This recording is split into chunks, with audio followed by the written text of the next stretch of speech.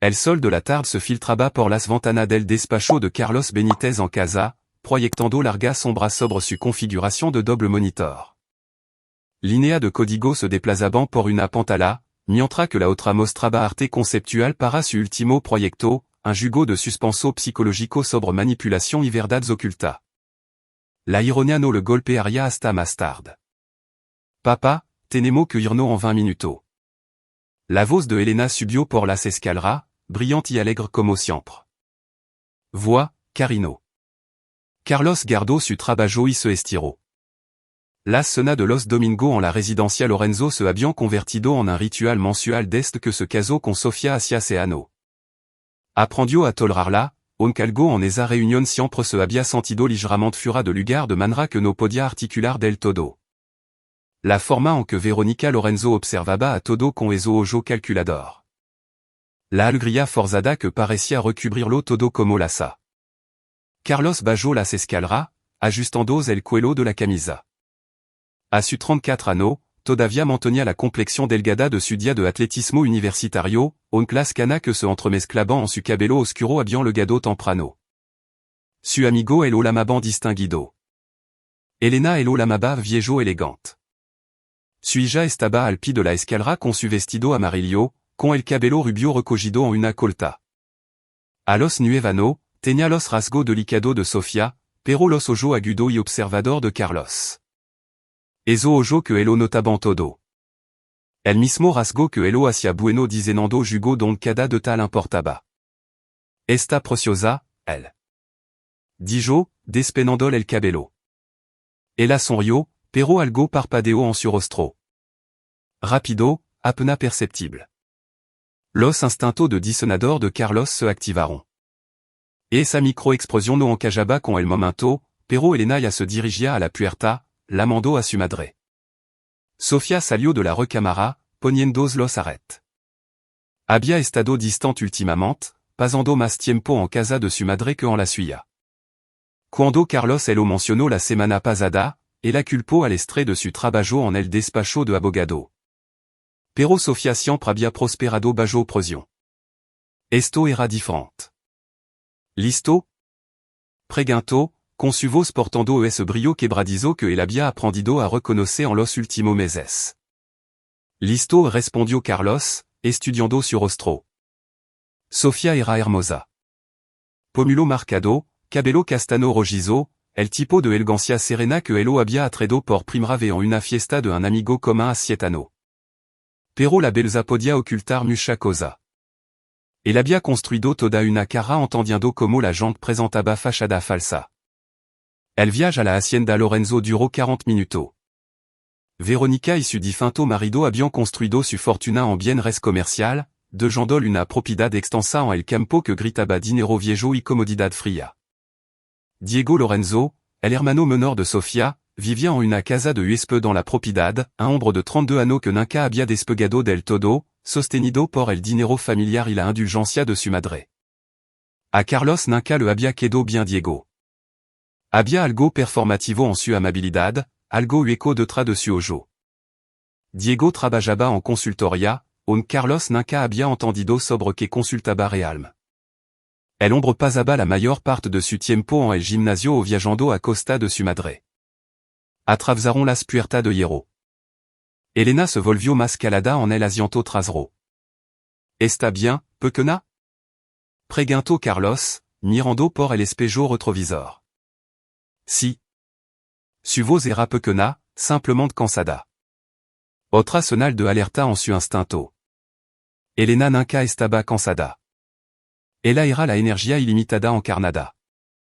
El tipo de nina que agotaba a treninra de su quinto cumpleaños. Verónica Lorenzo estaba en los escalones de l'entro cuando le garon. Su cabello plateado perfectamente peinado, su sonrisa perfectamente medida. A los 63 años, se comportaba como la realza menor. Cada gesto calculado para el máximo efecto. Ahí está mi nieta favorita, gritó, aunque Elena era su única nieta. Elena salió del carro lentamente. Carlos notó cómo se posicionaba ligeramente detrás de él, usando su cuerpo como escudo. Los niños no hacían eso sin razón. Diego Salio de la casa principale, Sutoni Chiriando en los escalones de Marmol. La familia Benítez le garde su voz retimbo en la entrada. Ven aquí, enana.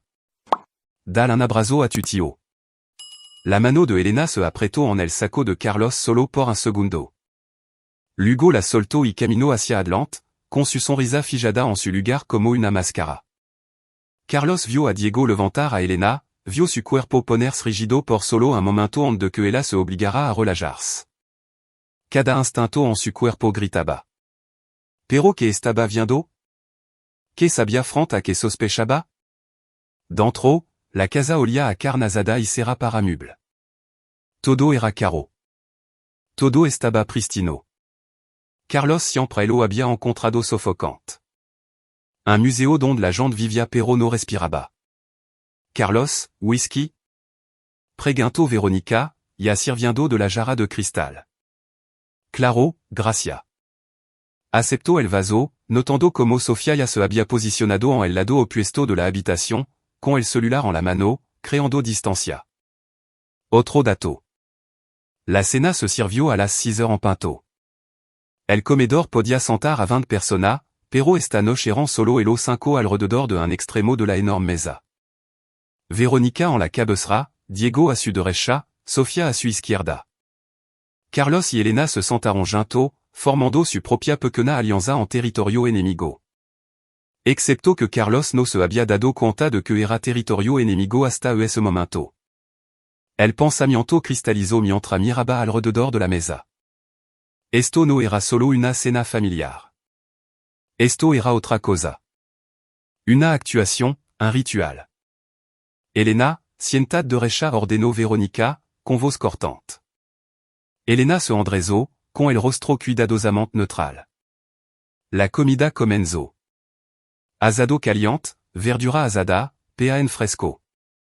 Verónica dirigia la conversación como un director de orquesta, preguntando sobre el trabajo de Carlos, los casos de Sofía, la última oportunidad de negocio de Diego. Nunca le preguntaba nada a Elena. Eso en sí mismo era extraño. Las abuela adulant a los nietos. Pero Verónica apenas miraba a la nina a menos que Elena se moviera mal. Entonces ojos se clavaban en ella inmediatamente, midiendo, calculando. Carlos siguió comiendo, siguió sonriendo, siguió interpretando su papel. Pero su monde de diseñador de jugo estaba trabajando ahora, viendo patrón, analizando comportamiento. Como los ojos de Diego se detenían en Elena. Como Sofía apenas había mirado a su propia hija desde que le garon. Como Verónica observaba cada interacción como un maestro de ajedrez estudiando un tablero. Estaban a mitad del plato principal cuando Elena se excusó para ir al baño. Los ojos de Verónica la siguieron fuera de la habitación. Así que, Carlos, guado que tu último jugo va bien dijo Diego, llenando el silencio. ¿De qué trata otra vez? Algo con rompecabezas. Horror psicológico respondió Carlos, bebiendo su whisky. Sobre hombre que descubre que su vida perfecta ha sido una mentira cuidadosamente construida. Suena oscuro. Diego se rió. Quien juga a cosa así?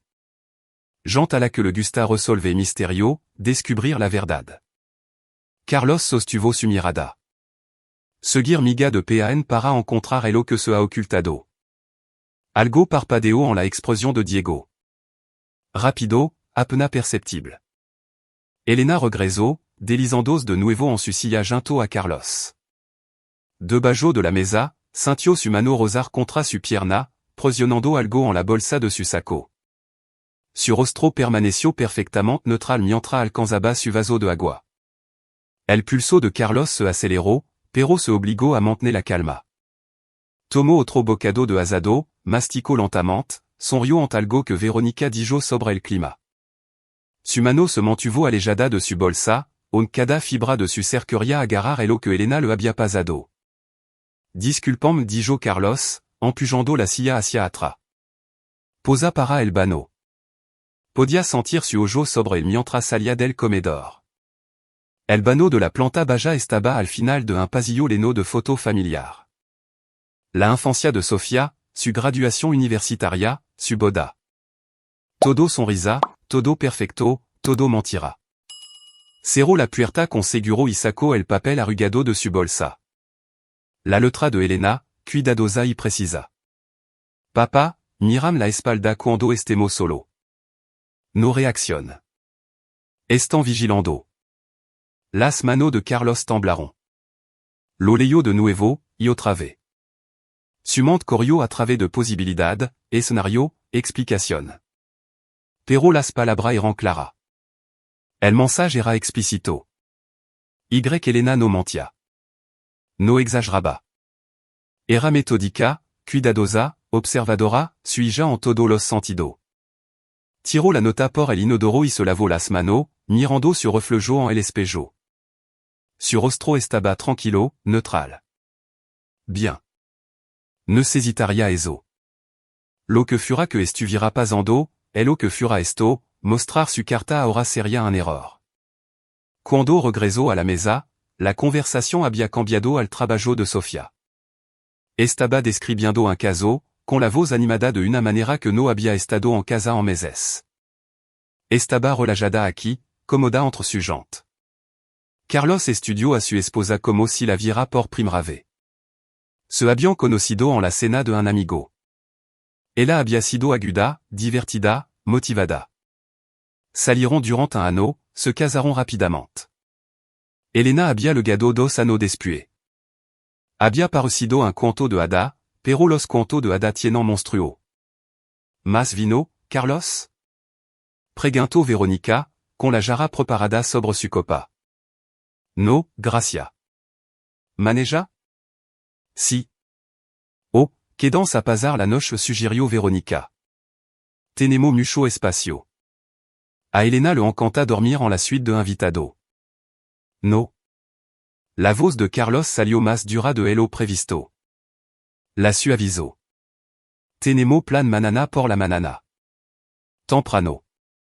La sonrisa de Verónica se tensó. Por supuesto. Elena se había quedado muy quieta a su lado. Carlos metió la mano debajo de la mesa y le apretó la mano brevemente. Trepulsó corto. Su sonal de cuando ella era pequeña. Te veo. Te tengo. Confia en mí. Ella le devolvió el apretón una vez. Ok.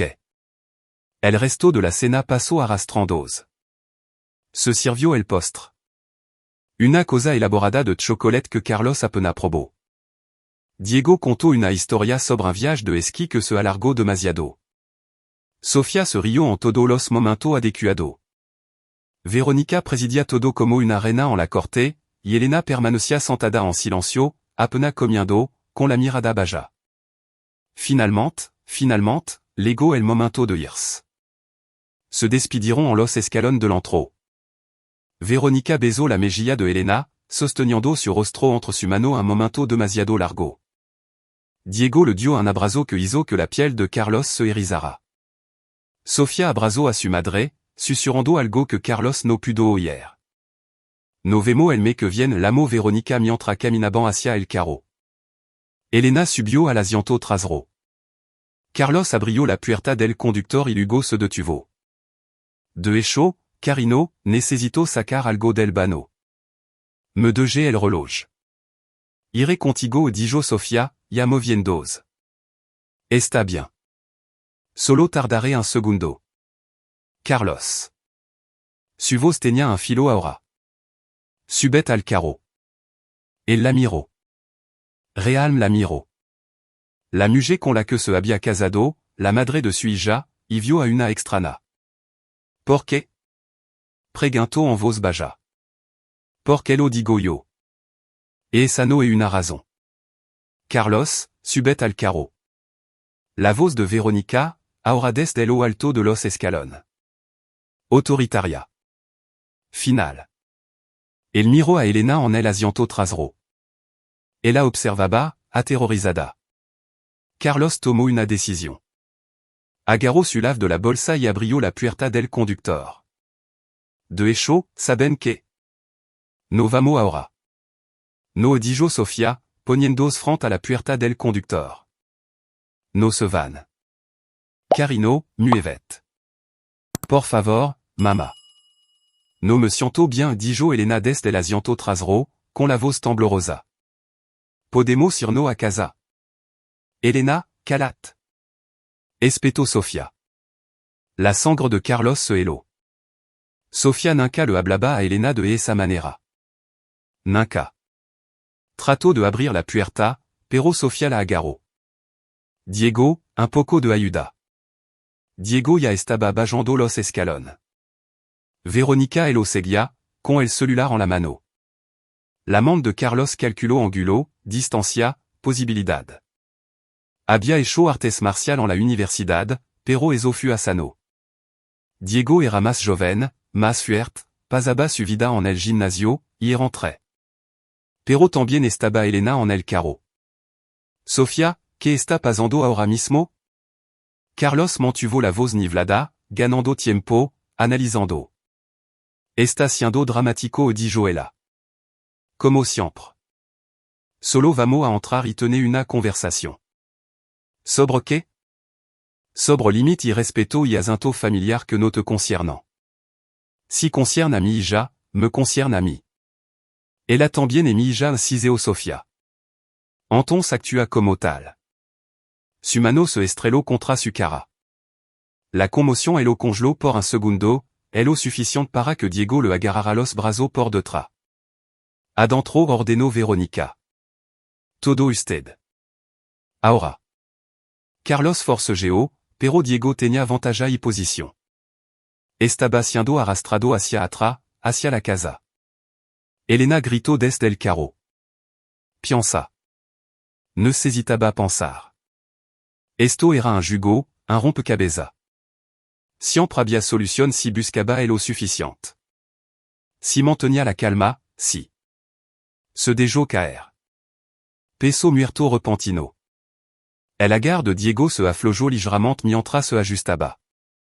Carlos clavó su talón en el empeine de Diego, tan fuerte como pudo. El hombro y su agar cedió. Carlos se soltó, corrió hacia el carro. Sofía intentó agarrarlo, pero él la apartó con el hombro. L'avant-mano. Puerta del conductor abierta. Adentro. Motor arrancando. Pone los seguros. Elena. Los seguros hicieron clic. Sofía tiró de la manilla de la puerta del pasajero. Carlos puso el carro en reversa, obligándola a saltar hacia atrás. Diego cojaba hacia adelante. Verónica estaba en los escalones, con el celular en la oreja, hablando rápidamente. Carlos retrocedió por la entrada, las lenta escupiendo grava. Miró por el espejo retrovisor. Elena lo raba en silencio, con el rostro enterrado en su mano. Está bien, nena. Estamos bien. No vamos a casa. Pero incluso mientras lo decía, sabía que era mentira. No estaban bien. No estarían bien por mucho tiempo. Le garon a la carretera principal antes de que Elena hablara. Llamó a alguien. Susurró. Abuela. Sis la pantalla de su celular. Llamó a la policía. Por supuesto que lo hizo. L'amante de Carlos Coria.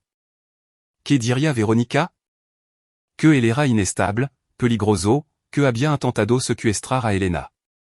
Los Lorenzo tenían dinero, conexión, abogado. Sofía era abogada. Tendrían una historia preparada, una narrativa que él pintara a él como el villano. Tenía tal vez 30 minutos antes de que la policía lo detuviera, tal vez menos. Elena, necesito preguntarte algo, y necesito que seas muy honesta conmigo. ¿Puedes hacer eso? Sí. La nota que me diste. Lo que decía sobre tu espalda? ¿Es verdad? ¿Alguien te lastimó? Su silencio fut respuesta suficiente. Elena, Carino, necesito escucharte decirlo. Sí. Su voz se quebró en la palabra. Sí, papa. El tío Diego, cuando viaja por trabajo. La abuela me sujeta. Mama. Mama mira. Ella me dice que es nuestro secreto. Que te enojaría si él lo supiera. Que no dejaría. Que me pondriant en un hogar de acogida dont pas en cosa peor. Las mano de Carlos se aprotaron en el volant hasta que su nudillo se pusieron blanco. Cada molécula de su cuerpo gritaba por violencia, por sangre, por venganza. Pero se obligó a respirar, a pensar, a planificar. Está bien. Está bien. Vamos a arreglar esto. Te prometo, Elena, que vamos a arreglar esto y va a estar a salvo. Pero primero, necesito ver lo que hicieron. Necesito prueba. Puede ser valiente por mí? ¿A dónde vamos? A algún lugar seguro. A algún lugar donde no buscaran. Salió de la autopista tres salidas ant, tomando carretera secundaria hacia la ciudad. Sumant ya estaba girando hacia adelante, analizando escenario, calculando movimiento. Esto era como diznar un nivel de jugo. Identificar los obstáculos, encontrar el camino a través, planificar contingencia. Pero esto no era un jugo. Esta era la vida de su hija. Y la gente que la había lastimado iba a pagar. Carlos entró en el estacionamiento de una farmacia abierta las 24 horas a 15 millas de la hacienda Lorenzo. Las luces fluorescentes imbaban en lo alto, proyectando todo bajo un resplandor blanco y duro. Elena había dejado de l'orar, pero estaba sentada rígida en el asiento trasero, mirando a la nada. Quédate aquí solo un minuto. ¿Está bien? Necesito conseguir algo. Ella asintió sin mirarlo. Dentro, Carlos agarró una cámara desechable. Tecnología antigua, pero imposible de hacker o rastrear. Anadio pomada antibiotica, venda y un teléfono desechable de la section de electrónica. Su mano temblaba mientras pagaba en efectivo, evitando los ángulos de las cámaras de seguridad por costumbre. De vuelta en el carro, Elena estaba exactamente como la había dejado. Vamos, Carino. Vamos Albano a encargarnos de esto. El baño de la farmacia era un cubículo individual, sucio, pero privado. Carlos cerró la puerta y se arrodilló al nivel de Elena. Voit a levantarte la blusa y hace foto solo de tu espalda. Nada más. Necesito documentar lo que hicieron. ¿Está bien? Elena asintió. Se dio la vuelta, echando el pelo hacia adelante sobre el hombro. Carlos levantó el vestido amarillo y sintió que se le caía el alma a los pies. Moretón, fresco y desvanecido, superponiéndose en tono de púrpura, amarillo, verde. Marca lineal larga, gold de cinturon, quemadura circular que solo podían ser de cigarro, y rasguno lo suficientemente profundo como para dejar cicatriz dispuesto en un patron que hizo que su visión se nublara de rabia. Alguien había lastimado a su hija repetidamente, systématiquement, y su esposa había mirado. Forzó su mano a mantenerse firme y tomó foto d'este multiple ángulo. Cuando terminó, aplicó suavemente pomada en las peor área y las cubrió con venda. Lo siento mucho, Elena. Lo siento mucho. No lo sabía. Siento mucho no haber estado allí para detener esto. No lo sabía susurró ella. Eran cuidadoso. Solo cuando te había ido. Solo donde no se viera. La abuela dijo que tenía que usar ropa que cubrira todo. Si se lo contaba a alguien, ella dijo. Dijo que te harían daño a ti también. Que el tío Diego haría que pareciera un accidente. ¿Cuánto tiempo ha estado pasando esto? Desde que tenía 7 años. Después de que el abuelo murió. Fut entonces cuando el tío Diego se mudó a la casa de huésped. 2 años. 2 años de abuso sistemático mientras Carlos viajaba a conferencia de trabajo, probaba jugo con grupo focal, se reunía con editor. 2 años mientras Sofía entregaba a su hija a su torturador. Su celular vibró. Sofía la mandó. Lo rechazó. Vibró de nuevo inmediatamente. Lo apagó. Tenemos que movernos dijo. La policía probablemente no esté buscando ya. ¿A dónde vamos? A un lugar seguro. Conozco un sitio. 20 minutos después, Carlos se detuvo frente a una casa modesta en una colonia tranquila. Las luces seguían encendidas a pesar de la hora tardía. L'amo antes del teléfono desechable. Ramiro Pérez abrió la puerta onde que Carlos pudiera tocar. Ramiro tenía 1,50 años, era gay, con barba, ojo amable y la constitución sólida de un hombre que había trabajado con su mano toda su vida. Había sido el mentor de Carlos cuando Carlos empezó en el diseño de jugo onde que Ramiro se retirara para centrar sans su negocio de carpintería. Entrant, los dos. Rápido. La esposa de Ramiro, Margarita Orozco ella había conservado su apellido apareció en el pasillo. Era terapeuta familiar, y su calma profesional se activó inmediatamente cuando vio a Elena. Hola, Carino. Sois Margarita. Tien nombre? Ced? Elena negó con la cabeza. Está bien. ¿Por qué no vienen conmigo? Te instalaremos en la recámara de invitado. Nuit a Cojodora. A nuestra hija le encantaba quedar salí cuando venía de visita. Elena miró a Carlos. El asintió. Es seguro aquí. Lo prometo. Estaré justo al final del pasillo. Cuando las dos desaparecieron escalera arriba, Ramiro señaló la sala. Habla. Carlos le contó todo. La nota, la vida, las fotografía. Ramiro escuchó sin interrumpir, su expression oscureciéndose. Cristo dijo finalmente. Pobre Nina. Y Sofia. Nunca elo habría pensado. Siempre parecía. Si, yo tampoco. ¿Cuál es tu jugada? Necesito prueba que se sostengan. Examen médicaux. Testimonio de Elena. Las fotos. Pero los Lorenzo ya habran comenzado su contra narrativa.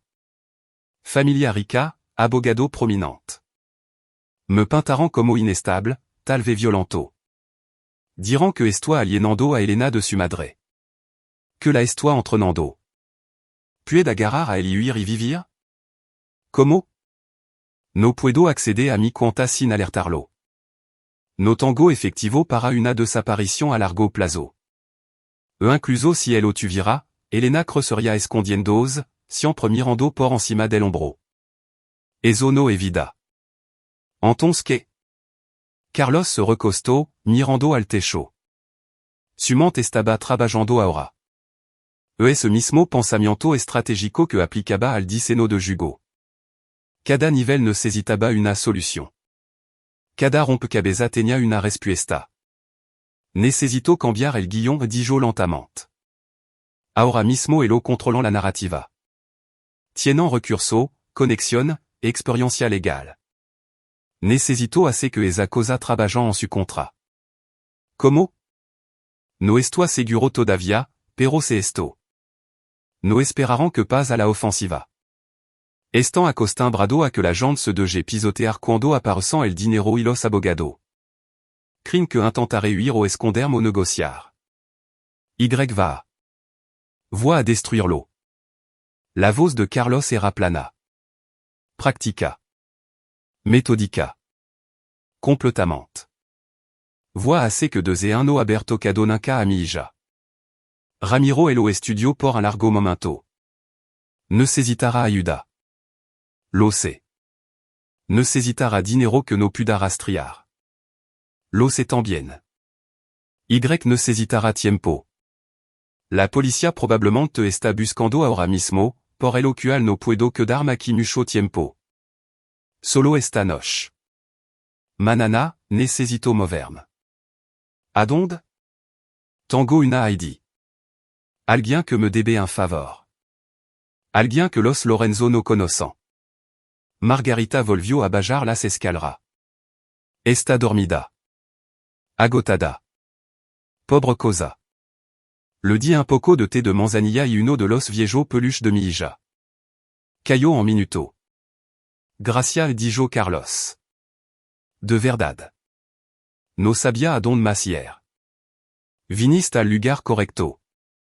Margarita se sentó, cruzando las manos. Pero Carlos, necesita entender algo. Como terapeuta, tengo la obligación legal de denunciar. Si sospecho de abuso infantil, tengo que informarlo. Lo sé. Pero también soy un ser humano. Yelo que voit assez et espera rasta manana por la manana. Dart vantaja. Lugo la marée al deif il est contare todo elo que Elena me dijo. Parosra que elo descubri despué de que la trajera aquí.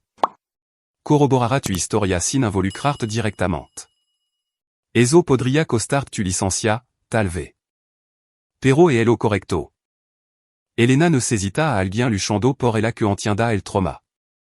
Alguien que puda testificar sobre su estado mental, la evidencia física, la consistencia de su relato. Yo serait esa persona. Carlos sintió que algo se rompia en su pecho. Gratitud, alivio, esperanza, todo armolinandos junto. No sé como agradecerlo. Consigue justicia para ella et dijo Margarita simplement. Así fut como Carlos passó la noche en el sofá de Ramiro, sin dormir, planificando. Su monde de diseñador trabajó a través de escenario, contingencia, pinto de falo. Tenía ventaja que los Lorenzo no conocian, conexión en lugar inesperado, habilidad que elo no valoraban y, elo más importante, no tenía nada que perder. Ya lo habían quitado todo elo que importaba excepto a la propia Elena. Ahora era su turno. Al amanecer, revisó el teléfono desechable. Las alerta de noticia ya estaban publicando la historia. Padre secuestra a hija tra disputa familiar. Las autoridad buscan a Carlos Benítez para interrogarlo. Sofía había dado una entrevista. Lágrima corriendo por su rostro, rogando por el regreso seguro de Elena. Actuación digna de un Oscar. Margarita Bajo a las 6 heures, ya vestida. Me voit al consultorio. Haré la lamada al deif desde allí. Le diré que Elena está conmigo y segura. Eso debería comprar una hora de que empiezan a buscar aquí. Elena se queda conmigo. Necesita estabilidad ahora mismo y necesita a alguien que pueda abogar por ella en el sistema. Ramiro la mantendrá a salvo mientras yo trabajo los angulos legal, pero eventuellement vendrán a por ella. El DIF quiera colocarla en algún lugar durant la investigación. Déjà meso ami. Tango amigo en el juzgado familiar. Nos aseguraremos de que no si de vuelta a Sofía hasta que haya una investigación completa. Las fotos ayudan. Mi testimonio ayuda. Pero Carlos hizo una posa, elo que sí que esté planeando, c'est intelligente. Elena necesita a su padre cerca, no en la cárcel. Serait intelligente. Lo sera? Porque ahora mismo, parece un hombre que quiere matar a alguien. Carlos la miró a los ojos. Voit assez elo que si necesario dentro de la ley. Mayormente. Eso es elo que me preocupa. Ramiro elo levo a la estación de tren a las 7 heures. No hablaron mucho. En el andén, Ramiro le entregó un sobre. 100,000 pesos en efectivo, tarjeta de crédito prepago Bajo un nombre différent, numéro de teléfono desechable donde puede localizarme, y esto. Sacó un pequeño dispositivo. Inhibidor de GPS. Se engancha a tu ceinturon, te hace invisible al rastreo telefónico. Un amigo mío en seguridad el odiceno. Ramiro, no puedo. Puedi el hará. Te conozco desde hace 15 años, Carlos. Era un buen hombre. Los hombres buenos no dejan que ganan los monstruos. Apretó el hombro de Carlos. Hazelo que tanga que hace. Nosotros mantendremos las cosas bajo control por aquí. El tren el olevo al sur, hacia la ciudad. Carlos mantuvo la cabeza baja, la capucha puesta, evitando las cámaras. Se dirigia a ver a alguien con quien no había hablado en 5 años. Alguien brillante y completamente immoral. Alguien que una vez le dijo, si alguna vez necesita que se haga algo que no se pueda deshacer, la mam. Era hora de hacer esa lamada. La dirección levó a Carlos a una bodega en la zona industrial. Desde fura, parecía abandonada. Ventana oscura, muelle de carga celado. Pero Carlos sabía más. Tocó en la puerta lateral. Très rapido, dos lento, uno rapido. Vieja sonal de la universidad. La puerta se abrió. Una mujer estaba allí, alta y llamativa, con su cabello negro cortado asimétricamente, tatuage en las manga visible bajo su manga remangada. Julia Juare no había envejecido. Mucho se había afilado en los 5 años desde que Carlos la había visto. Carlos Benítez dijo ella, con voz plana. Te ves de la mierda. ¿Puedo entrar? Ella se hizo a un lado. El interior de la bodega era un paraíso tecnológico. Servidors un bando a lo largo de una pared, múltiples estaciones de trabajo con monitor de alta gama, impresora 3D, hardware esparcido por los bancos. Julia siempre había sido brillante con la tecnología. También había sido expulsada de 3 universidades por acquirant de decidir que la educación formal estaba por debajo de ella. Ahora dirigia lo que llamaba una consultoría de solución digital. Lo que realmente era existir en los espacios gris entre lo legal y lo ilegal, ayudando a la gente a resolver problemas que los métodos convencionales no podían tocar. Café ofreció. Por favor. Sirvió 2 tazas de una máquina que probablemente costaba más que el carro de Carlos. Se sentaron en un espacio de trabajo despejado uno frente al otro a través de la superficie de acero. Las noticias dijo Julia. Secuestro familiar. No parece el tipo. No lo soit. Entonces, ¿cuál es la historia real? Carlos se la contó. Todo. Julia escuchó sin expresión, bebiendo su café. Cuando terminó, se quedó calada por un largo momento. Lastimaron a un hino dijo finalmente. Tu y ya? Si. Y quiere que pagan. Quiero que son destruido. Legalmente, socialmente, financieramente. Quiero que pierdan todo. Quiero a Diego en prisión. Quiero a Sofía inhabilitada y divorciada. Quiero que Verónica vea su apellido convertirse en ceniza. Ambicioso. ¿Puede pagar? Julia se recostó. Probablemente, pero te va a costar. Quiero decir, costar de verdad. No solo dinero. Tiempo, energía. Va a tener que estar dispuesto a hacer cosas que te mantengan despierto por la noche. Ya no duermo. E no dormir y luego está no dormir. Lo que describe no es solo venganza. E una campaña. Sostenida, estratégica, despiadada. Necesitará inteligencia sobre los tres. Vigilancia digital, recopilación de pruebas. Necesitará encontrar su punto débil y explotarlo. Necesita mantener oculto mientras todo esto. Y lo más importante, necesitará hacer que parezca que se destruirán a sí mismo. Lo sé. Lo sabe? Porque visto a buena gente tomar este camino ant. Te cambia. Al final, puede que no te reconozca en el espejo. Mi hija tiene que madura de cigarro en la espalda dijo Carlos en voz baja. Marca de cinturón, moretón con la forma de mano. Tiene nuevano y paso 2 años siendo torturada mientras su madre miraba. Así que sí, me parece bien cambiar si eso es lo que asfalta. Julia asintió lentamente. Está bien, entonces hablemos de estrategia. Abrió múltiples pantalas, su dedo volando sobre los teclados.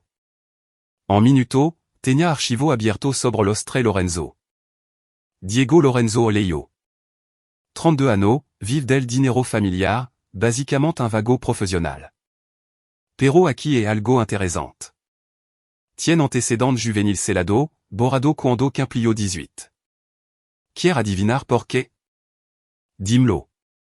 Agresión sexual a una menor, una chica de 14 años en su preparatoria. La familia pagó a la víctima, consiguió que se celara el expediente. Pasó 6 meses en un centro privado que era básicamente un spa. Carlos apretó la mandíbula. Así que elo a échouante. Probablemente mucha veces. Tipo asino parent. Solo mejorant ocultandolo. Ella abrió otra pantalla. Sofía Lorenzo de Benítez, tu encantadora esposa. Derecho en la libre, la primera de su generación. Trabaja en el despacho de su madre. Sorpresa, sorpresa. Se especializa en derecho familiar, el ocual et oscuramente irónico. Pero su cara se ha estancado últimamente. A perdido tres casos importantes en el último ano. Se rumorea que ha desarrollado un problema con la bebida, aunque lo oculta bien. No sabía elo de la bebida. No quería que elo supiera. Pero es más. Ha tenido una aventura. Quiere adivinar con quién? Casi me da miedo preguntar. Su socio principal, Simón López. Casado, 2 hijos. Absolutamente no va a dejar a su mujer. Sofía piensa que es amor. Simón piensa que ella es una distracción conveniente. La ha estado enganando durante 2 años. Los mismos 2 años en que Elena había sido abusada. Carlos sintió que las pieza en cajaban. Sofía había estado distraída, comprometida, desesperada por mantener la aprobación de su madre y su cara intacta. Cuando comenzó el abuso de Diego, miró hacia otro lado. Luego participó, luego se convirtió en cómplice. Verónica, ahora ella es la interesante. Julia sacó registro financiero. Verónica Lorenzo. Patrimonio neto de aproximadamente 1,600 millones de pesos. Imperio inmobiliario construido con su difunto marido. Pero aquí está la cosa, la mayor parte de esa riqueza es ilíquida. Propiedad, participación, inversión. Su flujo de efectivo real es mucho más limitado de lo que quiere que la gente piense. Ha estado vendiendo propiedad silenciosamente, tratando de mantener las apariencias mientras el imperio se desmorona. ¿Por qué se desmorona? Mala decisión, sobreando damiento. Alguna propiedad construida sobre estudio ambiental dudoso que están volviendo para morderla. Se está gestando una demanda colectiva de residentes de un fraccionamiento que enfermaron por la contaminación del agua subterránea. Verónica lo sabía y construyó de todo modo. Si eso va a juicio, está acabada. Puis d'armes documentación sobre todo esto? Ya la estoy recopilando. Pero Carlos, incluso con todo esto, derribarlo legalmente podría levarano. Batalla judicial, abogado, apelación. Elena sera adulta para cuando se resuelva. No estoy pensando solo legalmente. Estoy pensando integralmente. Julia sonrió. Era una sonrisa agradable. Ahora habla mi idioma. Bien, esto es lo que estoy pensando. Tenemos 3 objetivos, 3 puntos de presión. Diego es el más fácil. Ha cometido delito grave recientemente. Grabamos el testimonio de Elena en un entorno controlado. Lo combinamos con tu foto.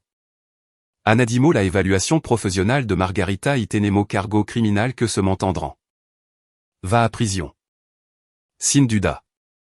Buen comienzo. Sofía es más complicada. Es abogada. Sabe cómo protegerse, pero también es vulnerable. La aventura con Simón, la bebida, la presión profesional. Podemos usar eso. Hacer creer que tiene el control mientras en realidad la dirigimos hacia la destrucción. Verónica? Verónica es el jugo largo. Es inteligente, tiene contacto, es peligrosa. Derribarla requiere desmantelarla pieza por pieza. Su reputación, su dinero, su influencia. Hacemos que vea caer a su hijo primero, luego vamos a por ella. ¿Cuánto tiempo? 3 meses, quizá 4. Tenemos que ser metódico. Un movimiento en falso y se recuperarán. Contratarán a los mejor abogado. Le darán la vuelta a todo. Pero si somos listo, si somos pacientes los ojos de Julia brillaron, podemos hacer que se destruyan entre ellos. Carlos asintió. Estoy dentro. Lo que si necesario. Entonces pongámonos a trabajar. Durante la semana siguiente, Carlos vivió en la bodega de Julia, durmiendo en un 4, comiendo comida para levar, planificando. Julia hizo su magia digital, instalando software de monitoreo en los dispositivos de los Lorenzo, rastreando su comunicación, construyendo expediente. Carlos, mientras tanto, usó sus habilidades de diseño de jugo para trazar la campaña como un jugo de estrategia multinivel. Nivel 1, asegurar a Elena. Eso ya estaba en proceso. Margarita había informado al DIF. Se abrio una investigación. Elena estaba en acogida temporal con una amiga de confianza de Margarita. Las fotos y el examen médico respaldaban la historia de Elena. Diego estaba siendo investigado. Nivel do, reunir prueba. Julia lo grababa todo. Llamada telefónica, correo electrónico, mensaje de texto. Diego había sido lo suficientemente estúpido como para enviar mensaje a otra persona sobre la situación de la sobrina, proporcionando evidencia directa. Sofía le había enviado mensaje borracha a su hermana sobre sentirse culpable, lo cual era casi tan bueno como una confusión. Verónica tenía correo electrónico con abogado sobre la supresión de la demanda de las aguas subterráneas. Nivel 3, aplicar presión. Aquí es donde se ponía creativo.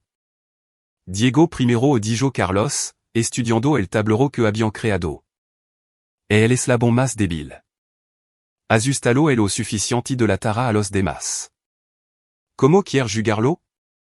Piensa que es intocable. Familia rica, registro celado, dinero para abogado. Necesitamos demostrar que no lo es. Necesitamos que entienda que su cómoda vida está a punto de terminar. Tango una idea dijo Julia lentamente. No es estrictamente legal. Te escucho. Abrió archivo en su pantalla. Diego tiene una computadora. Probablement tanga prueba en ella que cree que está segura. Foto, vidéo, comunicación con otro pedófilo. Si pudiéramos acceder a elo. Puede acceder remotamente? Ya elo es hecho. Installer una puerta trasera cuando abrió un correo de phishing que envié a Stredia. Tiene toda una carpeta de imagen. No solo de Elena, también de otro Nino. Carlos sintió náusea. Puede darles a la policía? No directamente. Se obtuvo ilegalmente. Pero ella sonrió, ici la computadora de Diego fura hackeada por un ciudadano preocupado anónimo que luego lo denunciará a la división de delitos cibernéticos de la FGR? Y si esa persona anónima proporcionará instrucción detalada sobre dónde encontrar las pruebas? Y si Diego, en pánico, intentará borrarlo todo, pero la fiscalía aparecerá en de que pudiera? Esos archivos borrados serían recuperables y demostrarían conciencia de culpabilidad. Hazlo. ¿Seguro? Una vez que empecemos por este camino, no hay vuelta atrás. Mi hija tiene quemadura de cigarro en la espalda. ¿Estoy seguro? Julia tecleó rápidamente, poniendo las cosas en movimiento. Tardará 48 horas. La FGR recibirá el aviso, verificará que es creíble, conseguirá una orden y la ejecutará. Diego sera arrestado dentro de 72 horas. ¿Qué es de Sofía y Verónica? Sofía entrará en pánico cuando Diego sea arrestado. Recurrirá a su madre en busca de ayuda. Ahí es cuando la golpeamos con la fase 2, expone la aventura a la esposa de Simón. Anonymamente, por supuesto. Con prueba. Foto, correo electrónico, recibo de hotel. La esposa de Simón es abogada de divorcio. Destrozará a Sofía. Y eso afecta a Sofía como? Simón la dejará inmediatamente para salvar su propio matrimonio. Sofía perdrá su aventura, su mentor profesional y su reputación en el despacho. Entrará en una espiral, empezará a beber más, a cometer error. Lo documentaremos todo. Construiremos un caso de que es una madre no apta. Ella es una madre no apta. Sí. Pero necesitamos probarlo definitivamente. Asegurarnos de que no haya forma de que ninguém juele de la custodia de Elena. Incluso las visitas supervisadas deberían estar fuera de discusión. Y Verónica? Verónica ve como arrestant a su hijo por pornografía infantil. Ve como la carrera de su hija implosiona. Entonces la golpeamos con la demanda ambiental. E estado en contacto con el abogado del demandante de forma anónima. Proporcioné algunos documentos que prueban que Verónica sabía sobre la contaminación antes de construir. Eso no es solo un asunto civil. Eso es negligencia criminal. Posiblemente homicidio involuntario si podemos vincular alguna muerte con el agua contaminada. Carlos se recostó. Era elegante, brutal, comploto. Cada pieza construida sobre la ultima, cada attaque di Senado para eslarlo, evitar que se recuperant, forzarlo a comete error. E perfecto odijo. E despiadado o corrigio Julia. Pero necesario. Esta gente no para a meno que se les deux tanga por comploto. Las media tinta solo le ensnan a ser mas cuidadoso.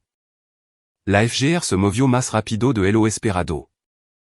56 aura despué de que Julia enviara el aviso, agente fédéral alanaron la casa de huésped de Diego Lorenzo.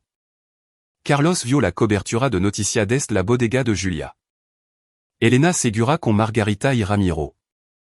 Diego fut arrestado por múltiples cargos de possession y distribution de pornografía infantil.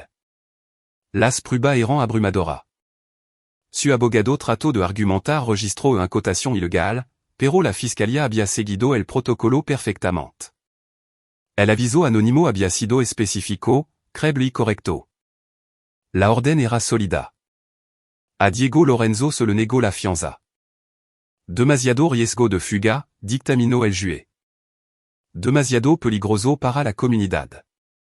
Carlos sintió la primera grieta de satisfaction. Uno meno. El mundo de Sofía comenzó a desmoronarse 36 horas después. La esposa de Simón López recibió un paquet anónimo. Photo de Simón y Sofía en tres hôtels différents. Impresión de correo electrónico de talando su aventura, estados de cuenta de tarjeta de crédito mostrando a Simón cargando cena romántica y viaje a la cuenta del despacho. La SRA. López era, como Julia había predicho, abogada de divorcio. No era solo buena, era despiadada. Para el final de la semana, Simón fut despedido del despacho, pendiente de investigación por malversación y violación ética. Sofía fut suspendida. Y entonces legó la lamada que Carlos había estado esperando. Carlos. La voz de Sofía era pastosa, desesperada. Carlos, por favor. Necesito hablar contigo. Todo se está desmoronando. Diego ha sido arrestado. La esposa de Simón lo está destruyendo. Mamá está. Por favor. Necesito ayuda. Había mantenido su viejo celular apagado pero lo encendia periódicamente para revisar mensajes. Esta llegó a las 2 de la mañana. Sofía la mandó borracha a su marido separado. Viste como torturaban a nuestra hija dijo Carlos en voz baja. La sustaste mientras tu hermano la lastimaba. ¿Qué ayuda cree que te debo? Yo no. No fu. Carlos, no lo entiende. Mamá dijo. Dijo que me cortaría el dinero. Dijo que Elena ne s'hésitaba a prendre disciplina. Pensé que eran solo nalgada. No supelo de las que madura hasta. ¿Hasta cuándo? Silencio. ¿Hasta cuándo, Sofía? Hasta que fut demasiado tarde susurró ella. Hasta que fui complice. Hasta que detenerlo significaba admitir lo que había dejado pasar. Carlos, lo siento. Lo siento mucho. Fui débil. Tenía miedo. Tomé decisión terrible, pero soy la madre de Elena. La amo. Por favor, dime cómo arreglar esto. No puedo arreglar esto. No puedo deshacer lo que hiciste. Elena levará esa cicatriz para siempre. Lo sé. Dio, lo sé. Pero soy su madre. Eso tiene que contar para algo. No. Ya no. Fin de la lamada. Bloqueo el número. No sintió nada. Margarita llamó a la mañana siguiente. Elena preguntó por su madre. ¿Qué debería decirle? Dile la verdad. Que su madre tomó mala decisión, que eligió a las personas equivocadas por encima de Elena, que avait celos padre fallant a su hijo de manera imperdonable. Eso es duro. Es preciso. Elena está en terapia 2 veces por semana ahora. Se está abriendo más, hablando del abuso, las amenazas que hicieron, lo asustada que estaba. También pregunta por ti. ¿Cuándo puedo verte? Todavía no. No hasta que esto termine. El sistema legal todavía me trata como sospechoso. Si aparezco, podrían arrestarme. Se te acaba el tiempo, Carlos. Elena ne s'hésita à su padre. Ne s'hésita à su padre libre, no en la cárcel. Dile que la quiero. Dile que estoy luchando por ella. Dile que no pasará mucho tiempo ahora. Pero no sabía si eso era verdad. La maquinaria de la familia Lorenzo, ondanada, seguía siendo formidable. Verónica había contratado consultor de gestión de crisis. El despacho había emitido declaración apoyando a Sofía. El abogado de Diego argumentaba que la FGR se había excedido en su orden judicial. Estaban herido pero no vencido. Eso necesitaba cambiar. Julia dijo Carlos, girando hacia su estación de trabajo. Et hora de la face très. Ella levantó la vista, con los ojos brillantes. Verónica. Terminemos con esto. La demanda de las aguas subterránea estaba programada para ir a juicio en 6 semanas. Julia había proporcionado a los demandantes prueba de que Verónica sabía sobre la contaminación, había ocultado informe ambiental, había sobornado a inspector. El caso había pasado de un asunto civil a una investigación criminal. Pero Verónica tenía recurso. Estaba contratando perito, presentando moción, táctica dilatoria. Pensaba que podría aguantar más que la acusación. Estaba equivocada. Esto es lo que encontré, dijo Julia, abriendo archivo. Verónica ha estado vendiendo propiedad para recaudar efectivo para honorario legal. Pero alguna de esas ventas son sospechosas. Por debajo del valor de mercado a empresa fantasma, transfiriendo activo de que pudan ser embargado. Eso es alzamiento de bien. Y se pone mejor. Alguno de los compradores son entidad offshore. Lavado de dinero. Podemos probarlo? Ya le he dado la documentación a la FGR. Anonymamente, por supuesto. Abrirán una investigación entre los delitos ambiental y el fraude financiero. Verónica se enfrenta a una pena de prisión seria. ¿Cuánto tiempo si le sea todo? 20 años mínimo. Tiene 63. Morirá en prisión. Carlos asintió lentamente. Debería haber sentido como una victoria. En cambio, simplement se sintió necesario. Durant el mes siguiente, las fichas de domino caeront exactamente como se planeó. El caso de Diego fut a un gran jurado. Fut acusado de 27 cargos. Su abogado negoció un acuerdo de culpabilidad, 15 años con posibilidad de libertad condicional a cambio de testimonio sobre otro miembro de su red en Lea. Diego lo aceptó. Tendría 67 años cuando salirá. Un delincuente sexual registrado. Su vida efectivamente terminada. La suspensión de Sofía se convirtió en despido. El colegio de abogado abrió una investigación ética. Simón López testificó que ella sabía sobre su malversación, que había ayudado a encubrirla. Si era verdad o no, no importaba. La acusación era suficiente. Sofía fue inhabilitada, pendiente de investigación. Su carrera legal había terminado. Verónica luchó más duro. Contrató a los mejor abogado, movió todo los hilo, cobró cada favor. Pero las pruebas eran abrumadoras. Delitos ambiental, fraude, lavado de dinero. La fiscalía congeló su activo. La demanda civil se expandió a un caso criminal. Fut acusada de 32 cargos. Y a través de todo ello, Elena estaba a salvo. A Margarita se le había concedido la custodia temporal. El tribunal había revisado el testimonio de Elena, la evidencia médica, la documentación. Un tutor ad litem entrevistó a Elena y encontró su relato creíble y consistente. El juez dictaminó que el contacto con Sofía o Verónica no era lo mejor para Elena. Visita supervisada solamente, y solo si Elena lo solicitaba. Elena no lo solicitó. Carlos esperó hasta que los tres Lorenzo fueran acusados de entregarse. Entró en la delegación con la abogada de Margarita, una mujer astuta llamada Rebecca Silva, que se especializaba en derecho familiar. El Sir Benitez está aquí para abordar cualquier inquietud pendiente le dijo Rebecca al detective. Ha estado en contacto con el DIF en todo momento, ha cooperado plenamente con su investigación y tiene documentación que prueba que su hija estaba en peligro inminente cuando la sacó de la residencia de Los Lorenzo. El detective parecía cansado. Los Lorenzo affirmant que secuestró a la nina. Los Lorenzo se enfrentant à multiples accusations de delito grave por abuso infantil, fraude y delito ambiental. Su credibilidad es algo limitada. O nazi es que seguir el protocolo. Por supuesto, el Sir Benitez está encantado de responder pregunta. La entrevista duró 3 horas. Carlos contó su historia cuidadosamente, con veracidad. La nota que Elena le había pasado. Las puertas cerradas cuando intentó irse. El examen médico posterior que reveló abuso sistemático. Proporcionó documentación de la NEA de tiempo mostrando que había involucrado inmediatamente a profesional médico, legal y terapéutico. ¿Por qué no vino a nosotros de inmediato? Preguntó el detective.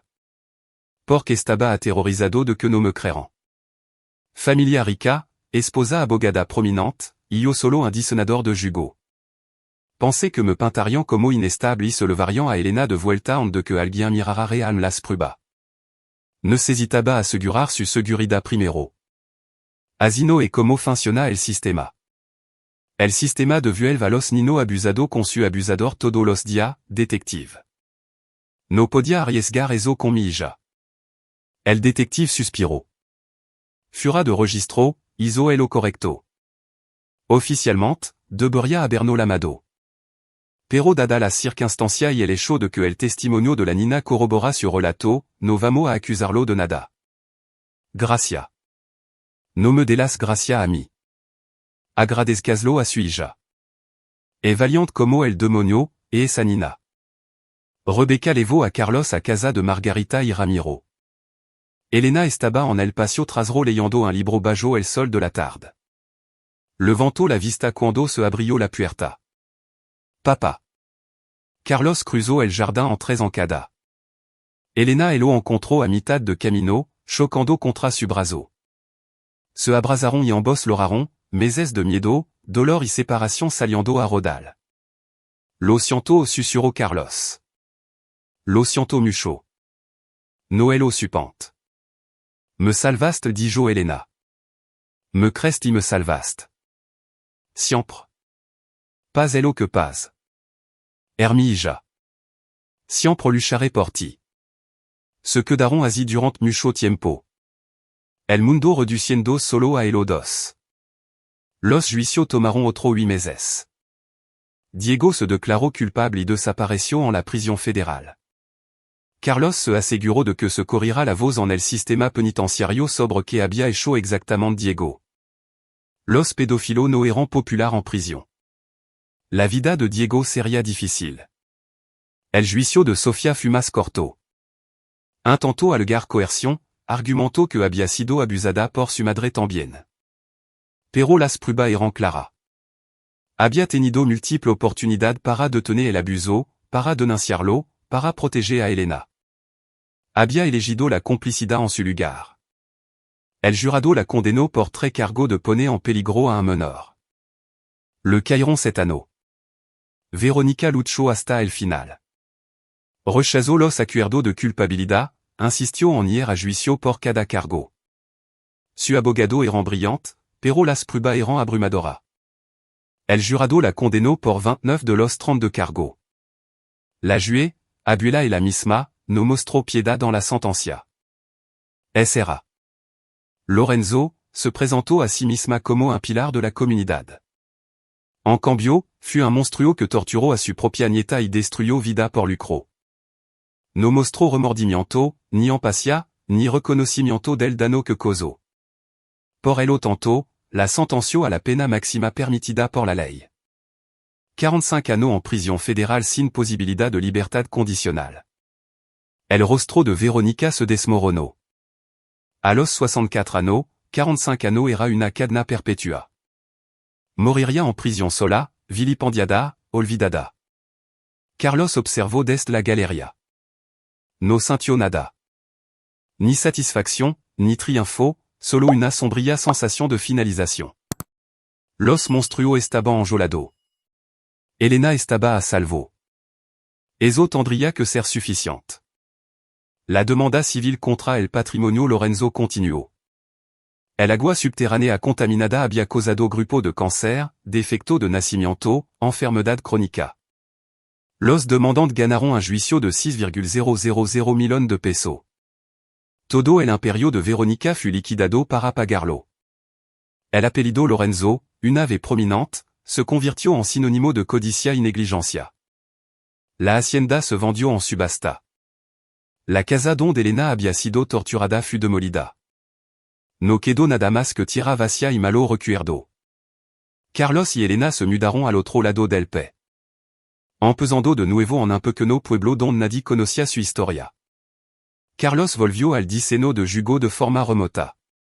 Elena empezó la escuela, hizo amigo, veía a su terapeuta 2 veces por semana. Las pesadillas venían con menos frecuencia. La terapia ayudó. El tiempo ayudó. El amor ayudó. Pero algunas cicatrices nunca sanaron completamente. Una tarde, 2 años después de los juicios, Elena encontró a Carlos en su despacho. Tenía 11 años ahora, más alta, más valiente, pero todavía a veces tenía miedo. Papa, ¿puedo preguntarte algo? Siempre. ¿Cree que él sienta? El tío Diego, mamá, la abuela. ¿Cree que entienden lo que hicieron? Carlos considéró mentir. Considéró decir que sí, que la gente cambia, que la rédemption est possible. Pero prometió no volver a mentir nunca a Elena. Noelo se dijo. Espero que él sienta. Espero que pas en cada día entendiendo exactamente lo que te quitaron. Pero incluso si Noelo hacen, incluso si nunca entienden verdaderamente, no importa. Lo que importa es que nunca puden volver a hacerte daño. Que está a salvo. Que te está curando. Me estoy curando dijo Elena lentamente. Pero lo estoy haciendo. Lo sé. Lo veo todo los días. Los odia? Otra pregunta difícil. Lois durant mucho tiempo. Pero el odio es agotador, él. Il est d'apodé sobre mí.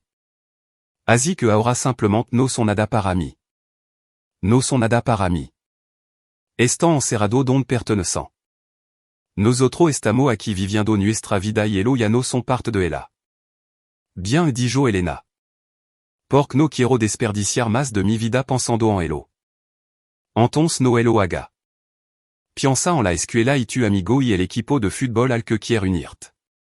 Piensa en el viaje que estamos planeando este verano. Piensa en todas las cosas buenas que te esperan. Elena elo abrazó. Gracias por creerme. Gracias por luchar por mí.